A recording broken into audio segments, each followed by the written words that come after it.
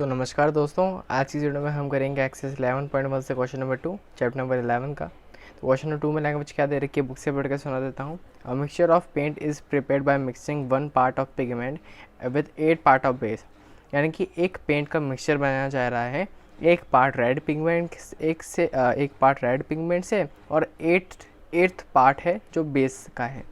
In the following table find the parts of base that need to be added.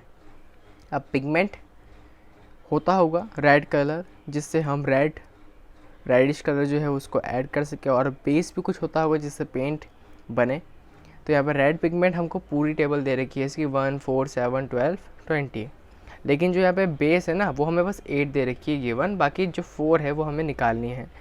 अच्छा, तो इसमें क्या करेंगे, देखो सबसे पहले तो हमें समझना पड़ेगा कि जो क्वेश्चन है वो डायरेक्ट प्रोपोर्शन में दे रखा है या फिर इनवर्स प्रोपोर्शन में दे रखा है। ठीक है, सबसे पहले हम यहाँ पे टारगेट कर लेते हैं एक्स को और वाई को। एक्स को ऐसा मान लो, वाई को ऐसा मान लो। सूटेबल होगा कि एक्स आप पहले को ही मान लो, तो एक्स मान लिया, इसको मैंने मान लिया वाई। ठीक है, एक्स यहाँ पे 1 है, 1 पार्ट ऑफ रेड पिगमेंट, और यहाँ पे 8 पार्ट बेस का लग रहा है। यहाँ से क्या चीज़ समझ में आई, अगर एक्स यहाँ पे कम है ना, एक्स अगर यहाँ पे 1 है तो यहाँ पे 8 है। अगर मैं यहाँ पे देख रहा हूँ एक्स यहाँ पे 4 है, तो क्या ये भी बढ़ेगा? चांसेस तो मुझे बहुत ज़्यादा लग रहे हैं कि ये भी बढ़ेगा। इसका जो बेस है इसका पार्ट भी बढ़ेगा, क्योंकि जब यहाँ पे 1 में ही 8 पार्ट ले रहे थे तो 4 में भी क्या बढ़ेगा? तो देख लेते हैं हम एक बार। ठीक है, तो 1 और 8 और 4 देखते हैं हम।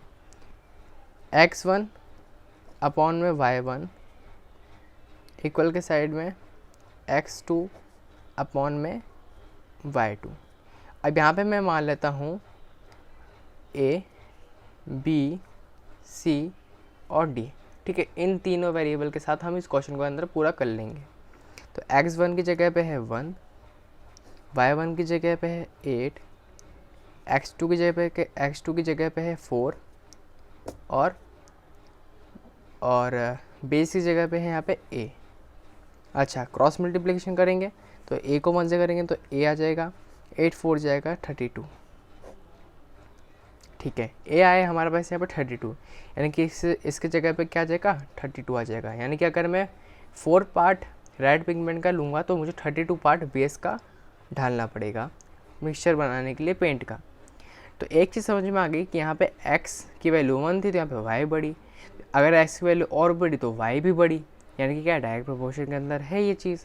तो अब ऐसे ही हम आगे का भी करते रहेंगे।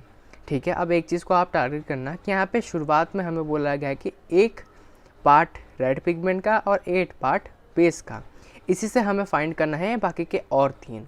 ये तो हमने फाइंड कर लिया है इसको लेकर 1/8 से, बाकी के भी हमें इसको लेकर करना है 1/8 को लेकर। ठीक है, किसी किसी क्वेश्चन में गिवन होगा, किसी किसी क्वेश्चन में नहीं होगा, उसको आपको समझना पड़ेगा। यहाँ पे बात कर लेता हूँ मैं x1 अपॉन में y1 इक्वल के साइड में x3 अपॉन में y3। x1 है यहाँ पे हमारे पास 1 और y1 है 8 और x3 है 4 और y3 है x3 है यहाँ पे 7, y3 है यहाँ पे b।